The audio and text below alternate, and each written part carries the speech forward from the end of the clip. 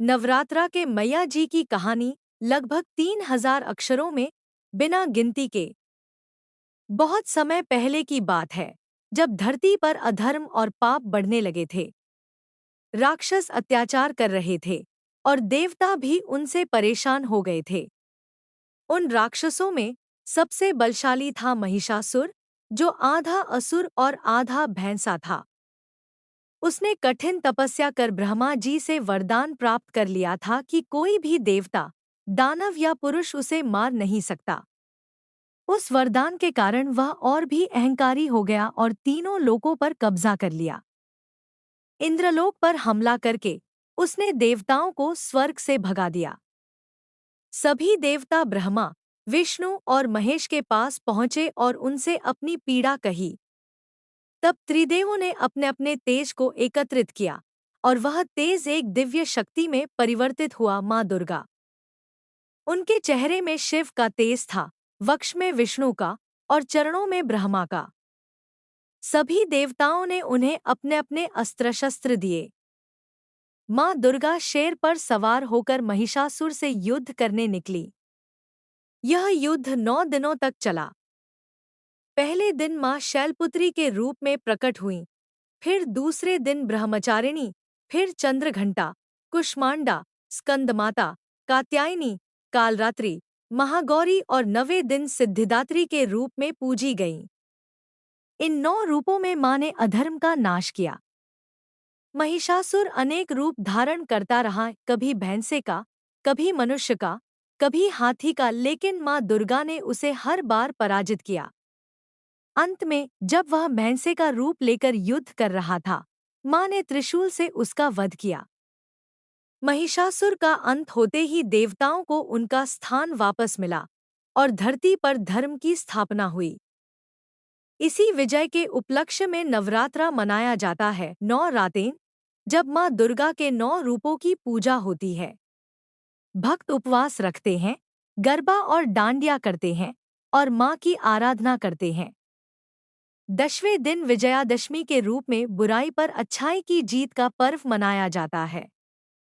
यह केवल एक पौराणिक कथा नहीं है, बल्कि यह संदेश है कि जब भी अधर्म बढ़ेगा, माँ शक्ति किसी न किसी रूप में अवतरित होकर उसका अंत करेंगी। माँ दुर्गा केवल शक्ति की देवी नहीं, बल्कि करुणा, प्रेम, साहस और भक्ति की प्रतीक भी है।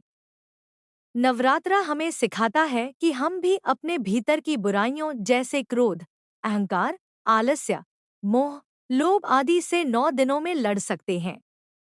हर दिन एक नई ऊर्जा, एक नया संकल्प लेकर हम अपने जीवन को सकारात्मक दिशा में ले जा सकते हैं।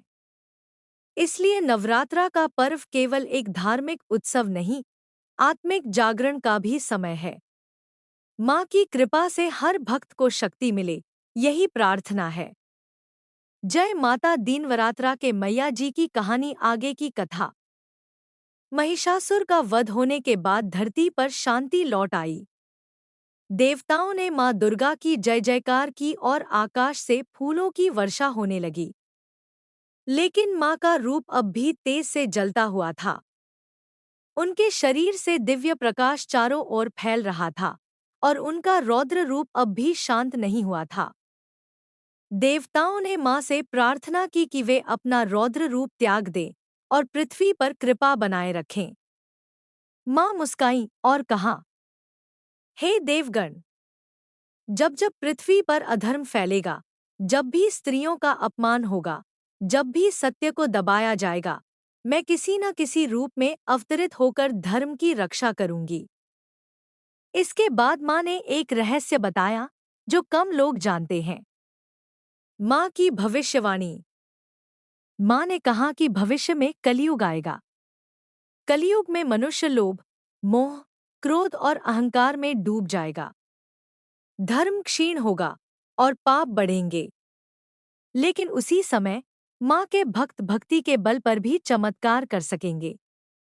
उन्होंने यह भी कहा कि कलयुग में नारी का स्थान बार बार चुनौती में डाला जाएगा, लेकिन वही नारी शक्ति बनकर बार बार अत्याचार का अंत करेगी। माँ दुर्गा ने एक दिव्य मंत्र दिया। या देवी सर्वभूतेषु शक्ति रूपेण संस्थिता, और कहा कि यह मंत्र जिस किसी के हृदय से निकलेगा वहां मैं सदा वास करूंगी। लोक में फैलता मां का तेज। महिषासुर के वध के बाद मां दुर्गा का तेज कई रूपों में धरती पर प्रकट हुआ, कभी संत के रूप में, कभी वीरांगना के रूप में, कभी साध्वी के रूप में। अनेक कालों में अनेक भक्तों ने मां को बुलाया और मां ने उनकी रक्षा की। एक बार एक गरीब ब्राह्मण की कन्या, जिसे सब दुर्गा नाम से पुकारते थे, जंगल में लकड़ियां बीन रही थी। अचानक कुछ डाकुओं ने उसे घेर लिया। वह बहुत डरी, लेकिन मां दुर्गा की आरती गाने लगी। तभी एक तेज रोशनी फैली और एक दिव्य स्त्री शेर पर सवार होकर प्रकट हुई। डाकुओं की आंखें चौंधिया गईं और वे वहीं मूर्छित हो गए। वह कन्या सुरक्षित बच गई। गांव में सबने उसे देवी का अवतार माना, लेकिन वह कन्या विनम्रता से कहती रही, मैं कुछ नहीं, यह मां दुर्गा की कृपा है। आधुनिक युग में मां की उपस्थिति। समय बीतता गया, लेकिन मां की उपस्थिति आज भी उतनी ही सजीव है। जब भी कोई मां को सच्चे मन से पुकारता है, मां उसकी सहायता करती हैं। चाहे वह परीक्षा में बैठा छात्र हो, अस्पताल में किसी रोगी का परिवार हो, या युद्धभूमि में डटा कोई सैनिक, मां की शक्ति हर जगह अनुभव की जाती है। आज भी नवरात्रों में मां के मंदिरों में लाखों लोग दर्शन करने जाते हैं। मां को चुनरी, नारियल, लाल फूल और श्रृंगार की वस्तुएं अर्पित की जाती हैं। भक्तजन गरबा, डांडिया और जागरण करते हैं। कुछ जगहों पर कन्या पूजन होता है, जहां 9 कन्याओं को मां का रूप मानकर उन्हें भोजन कराया जाता है। मां की अमर चेतावनी। मां ने अंत में एक और बात कही थी, जो भी व्यक्ति सच्चे मन से तप करेगा, संयम रखेगा और नारी का सम्मान करेगा, वह मेरी कृपा का पात्र होगा। पर जो अधर्म के मार्ग पर चलेगा, वह चाहे कितना भी बलशाली क्यों न हो, उसका अंत निश्चित है। यही कारण है कि नवरात्र केवल उत्सव नहीं है, यह आत्मनिरीक्षण का समय है। यह हमें याद दिलाता है कि शक्ति हमारे अंदर है, जरूरत है केवल उसे पहचानने की। जय मां दुर्गा। सच्ची श्रद्धा और भक्ति से जो मां को पुकारे, वह कभी खाली नहीं जाता। अगर आप चाहें तो मैं आपको किसी विशेष मां दुर्गा के भक्त की लोक कथा भी सुना सकता हूँ, जैसे राजा सूरत की कथा, कन्या कुमारी की कथा या बंगाल की